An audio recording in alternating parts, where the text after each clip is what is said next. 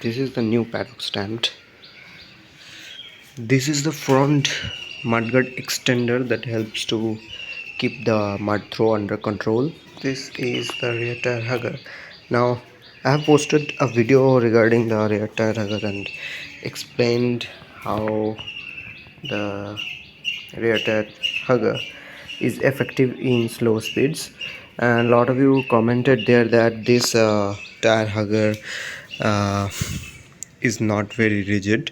So the thing is that yeah, it's partially true that this tire hugger is not that strong, but this clamp is not that bad either, as you can see. So the trick is that, so there is a trick behind fitting this thing with to this motorcycle, or to any motorcycle in fact.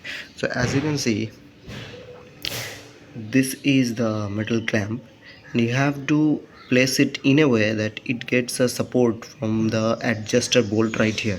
As you can see, there is a chain adjuster bolt.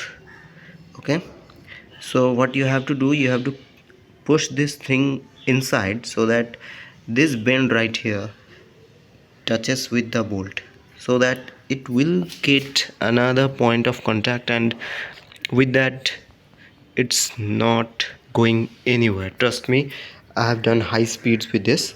Yeah, in high speeds it's not that effective to keep the mud throw under control, but yeah, this is better to have nothing at the back, trust me.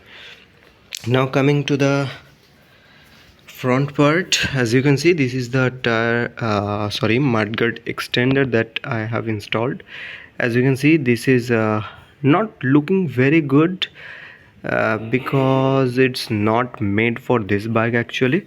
As you can see, without the extender, the mudguard ends right about here, and with the extender there is about 6 to 7 inches of extension that's go way below the engine belly right here.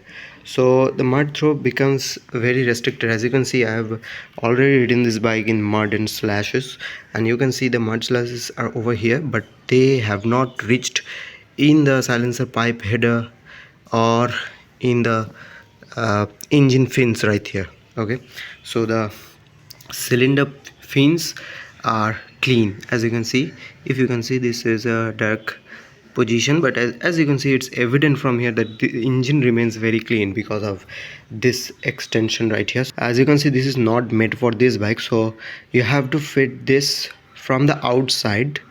Okay, and I have tried with Dominar as well, but Dominar extender was not fitting on this bike, but the NS200 is a direct fit. As you can see, you just have to buy 3 nut and bolts, small nut bolts here, and make sure they don't touch the tire.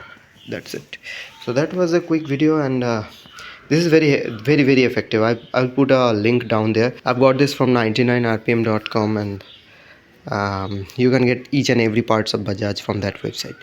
So yeah guys, that's a quick video about this bike, and yeah, this bike is a very lovely bike in this price category, under 2 lakh. This is a gem of a bike. I just loved riding it.